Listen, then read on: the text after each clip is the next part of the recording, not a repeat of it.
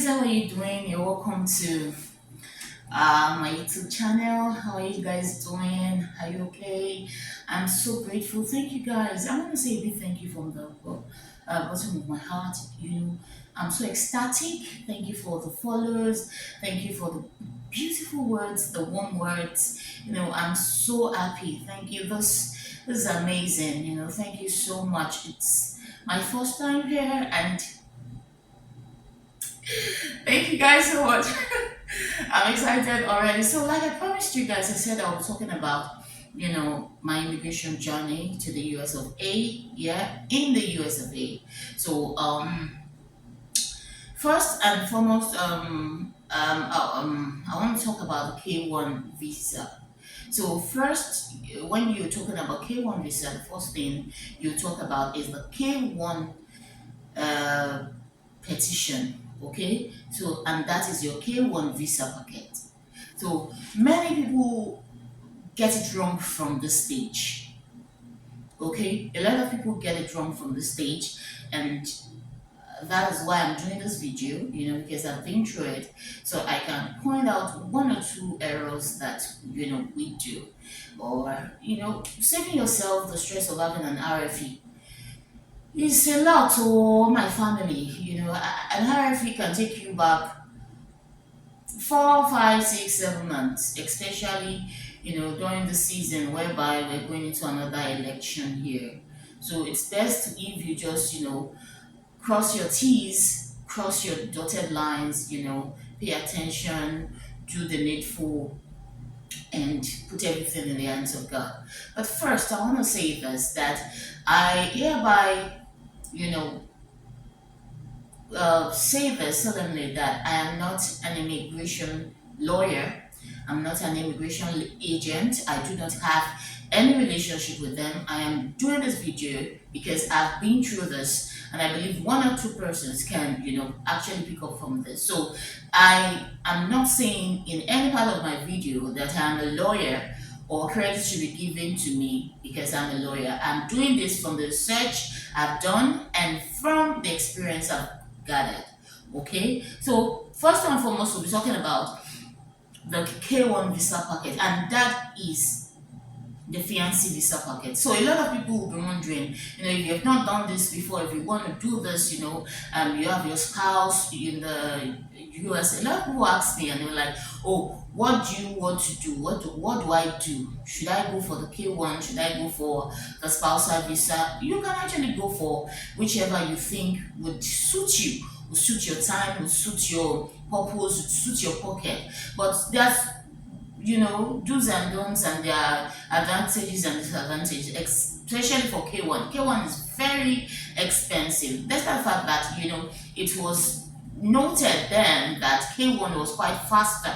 But that was then, because of the COVID, a lot of things changed with the immigration, processing. So K1 usually was between 6 months to 12 months. Now K1 is more than 16 months, for the USCIS approval to they get to a decision. So, and if you now have an RFE, that is bad. So that is why I'm doing this video, so that we can talk about one or two things, or I can, I like some of the things that I did during my own stage. So, in your K1 visa packet, first let me talk about the K1 visa. The K1 visa is a fiancé visa, okay? That a US petitioner, does for his fiancé. When you petition your fiancé to want to bring him or her to the United States of America. So you must be a US citizen to be able to have, the benefit of this. Okay, so once you're a US citizen, you'll be able to bring in your fiancé, or yeah, your fiancé. That's the word.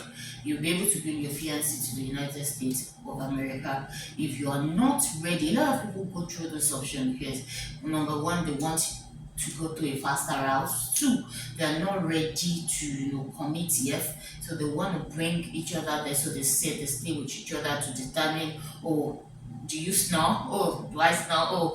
Oh, can we cope with each other? Oh, do I want to break your head? And things like that. All right, so that is that about that. So,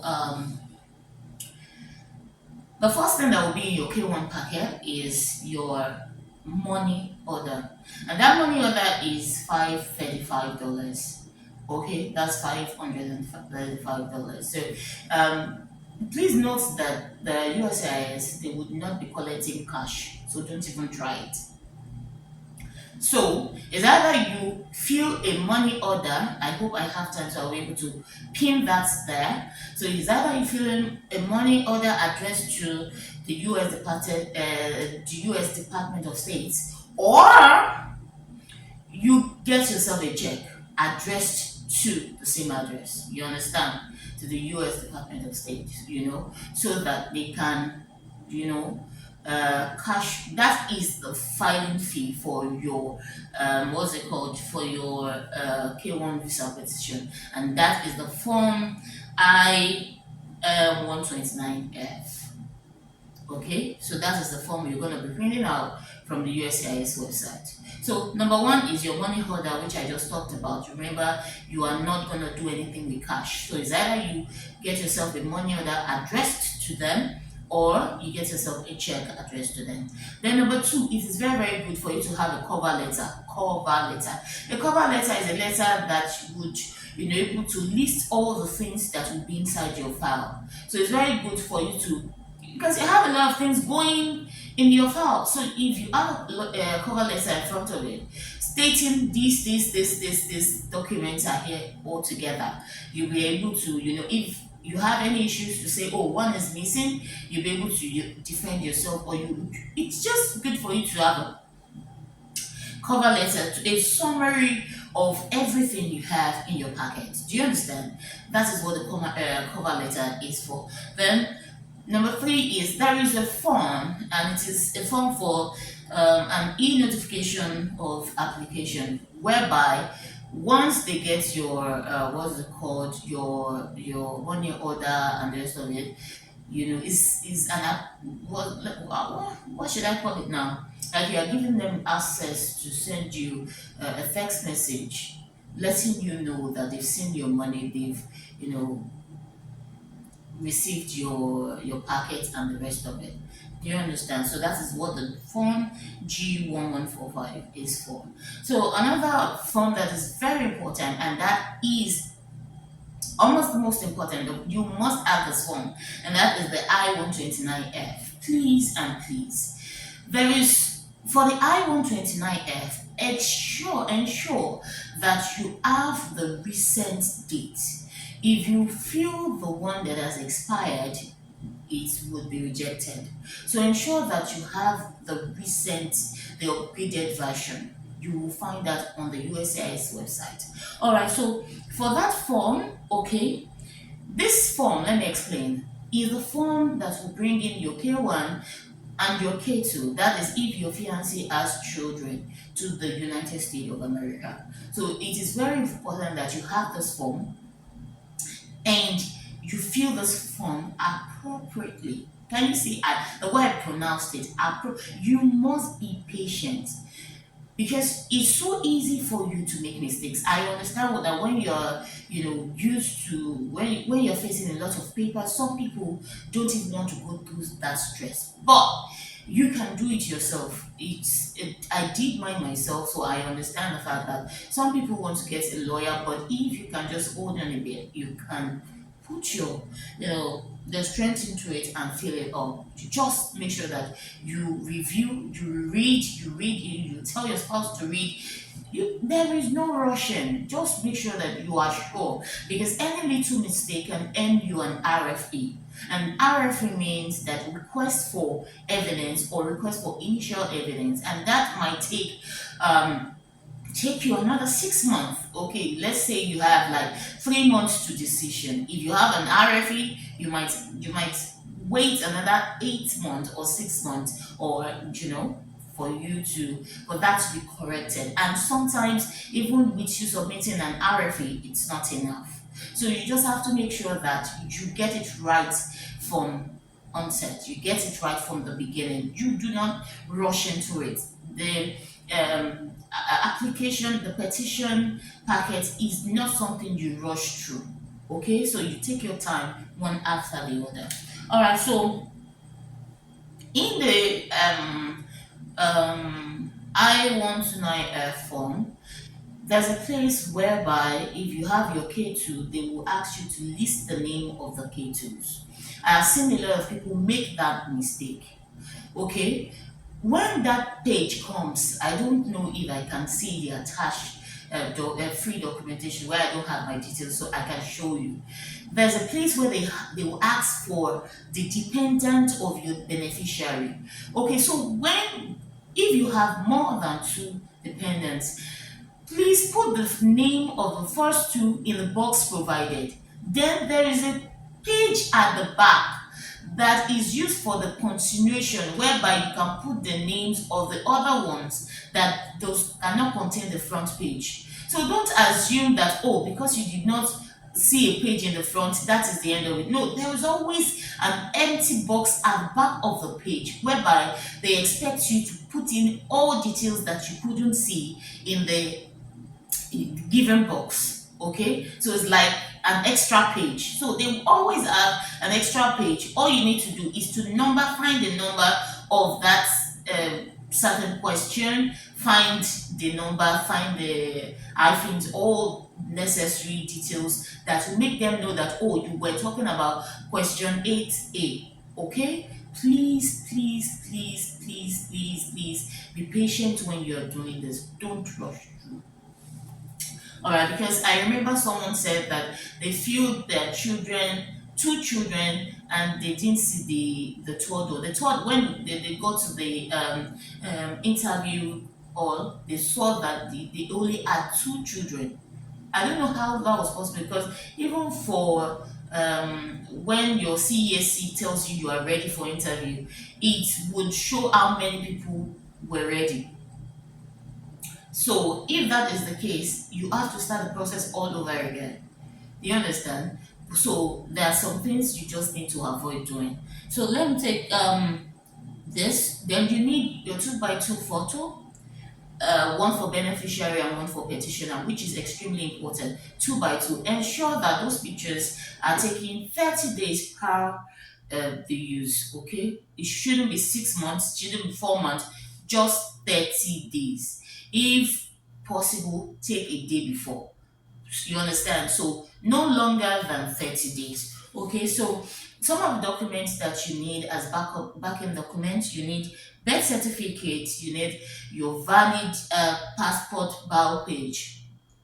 Okay, the or naturalization certificate, that is for the petitioner. So for the petitioner, you need one of these documents. You need either your birth certificate, you need your valid passport bio page, or your naturalization certificate, just to show that you're indeed a citizen of the United States of America. And for the beneficiary, you'll be needing the front bio page of your passport. All right, so there's another thing that is important, and that is the letter of intent. Letter of intent is a letter that you are writing to the USCIS, saying that when you come into the country, you promise to get married within 30 days. Don't forget that the visa will just be valid for 30 days. So you have to get married before your 30 days is up. Except if you don't do that, that means your K1 visa is spoiled and you have to leave the US immediately. So you have to get married before your 30 days tenure is up. So you have a letter, backing your declaration that you will get married, and you sign it. It's either you write it together, sign together, or you write separately, addressing it to the USCIS, letting them know of your intent to marry. You have so many templates of it on Google. Please make Google your friend. All right. So another point is, if you're divorced, please, you need your divorce decree. If you are not, beautiful. Please make sure that every document that you need for your processing is well arranged, well put to avoid an RFE. Okay, so if you met your fiance on social media, I learned this happened to a lot of people, so it's better you prepare yourself. There's this thing, a support for waiver that they request for. You just go to the social media site that you met your fiance on, then you go to their was it what's there's a stuff there about um like laws. I don't know the word to put it, how to put it.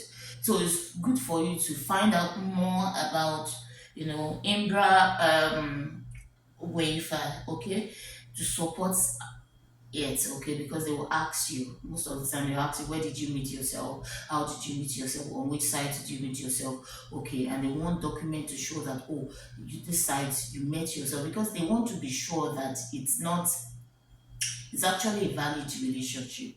All this, don't forget that people you are dealing with, they are psychologists and they've been trained to do this. So they know what they're doing. They know, they just want to be, sure. All right, so one other point is your proof of travel. So the petitioner must be able to prove that he came into the beneficiary country to pay a visit, so you need your proof of travel. So you need your flight itinerary, boarding pass, your hotel stay, the receipt, you need the things, the receipt, if you can get the receipt of, your stay in your beneficiaries countries. So if you get those documents together, don't K1 is all about paper, so you'll be needing a lot of documents, a lot of photocopies. You just need to get your facts straight. Okay, so then they'll talk about proof of relationship, and this is very important. Proof of relationship, you need to have pictures with family, pictures with yourself, where you went to. It's even good if you can compile together on an A4 paper like we did, then put your, what's it called, dates, so that you can let them be dated. Okay, so if you remember the time, fine, but it's very important that they are dated. So, and where is this place, which country is this place, which location, so that they can know that, oh, you know what you're saying, you know where you met each other, you know what you're doing. Then concerning the IMBRA that I talked about, if you didn't meet your spouse on any online sites, like online chatting relationship sites. I don't want to mention their name, then I don't think you have any issue. So even if you met your spouse on Facebook, I don't think you have issues. But dating sites, most dating sites have this issues. I think it is indications. And I can't remember what the stuff is about, but I know that they want to find out more about the sites that you met. So it's important that if you met your spouse on the dating site, please go and read more about it. Get your facts right. All right, so back to the approval of relationship, please. You need pictures, you need call logs. Please let your call logs be dated. You have to screenshot. They would not collect the call log.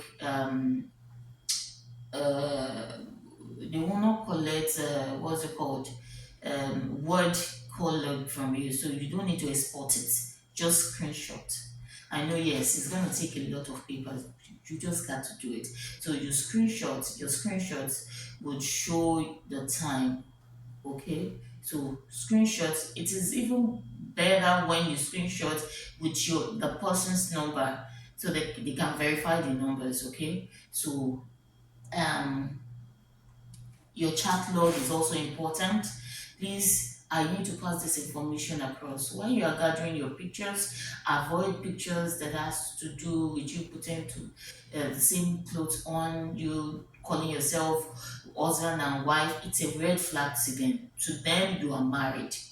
Okay, maybe you went on the same for the same party and decided to put on the same clothes, hair tie, especially when it comes to a native attire, as a Nigerian, please, they'll feel you've done a traditional engagement. So please make sure you don't have such pictures or you don't do that if you know you are fiance and fiancé. They will automatically assume that you're married. Then let me quickly talk about your Facebook too. Please, while your process is going, they will be trying to do a lot of verification and that will bring them to your Facebook page.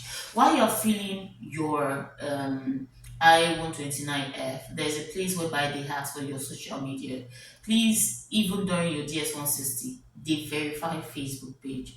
They verify Facebook page. So if you have anything incriminating on your Facebook page, please kindly go and remove it. Little things can be a red flag to them. And funny enough, you might not be married to each other, but you calling yourself husband and wife, they don't believe in it because you're not married. It's just either you call yourself fiance or fiancé.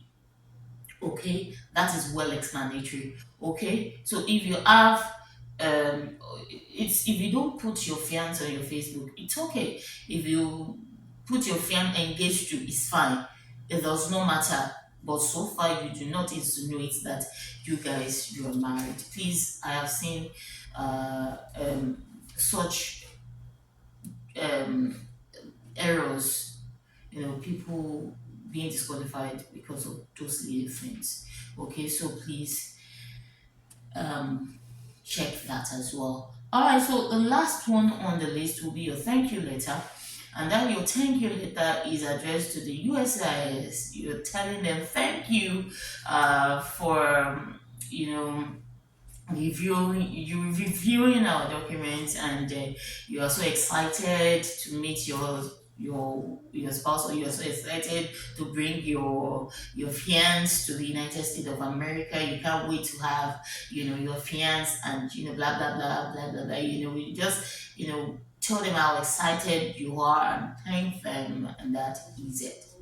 So don't forget that the cover letter is important, and in your cover letter, you have all the list itemized and you send it.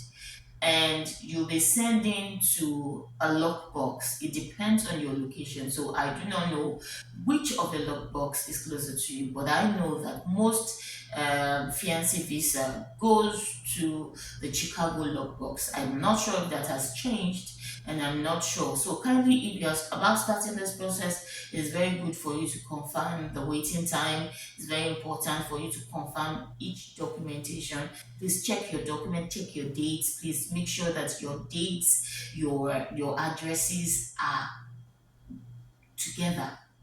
Don't make mistakes. Don't write it. You can be overwhelmed. So while you are at it, let someone review it for you. Let your parents review it. Let your anybody close to you can review it, because Yoruba hadith says, two eyes can be better at times. So if you have someone read it for you, so just to verify if you are on the right path, because a little mistake can get you RFA. So that is all about the visa K1 visa packet, and you can send that. Please, I beg you. An RFA will cost you 3 6 months or more, and sometimes an RFA cannot be rectified. In as much as it is beautiful, for you to be able to correct your errors, sometimes it is always good for you to get it at the first time. All right. Okay. So that is it for today. Next time we'll be talking about the approval stage and the MVC stage. I told you these things are in stages. We're still gonna talk about the medical parts. We're gonna talk about the stuff I went through, the how I had so much delay, okay, and what mistake I made that made me have an RFE, okay. But at the long run, we thank God everything worked together for good, Okay, so that is all I can take on to this show. I want to say thank you guys. Please don't forget to click on the notification bell, please, and please don't forget to follow, share, comment, say something nice. And if you have a question for me, kindly comment on the send to the comment box, or you send me a mail at kennedy75@gmail.com. I'm willing to listen to good questions. Please be nice, be nice, be nice, be nice. So thank you so much, guys. God bless you. God keep you.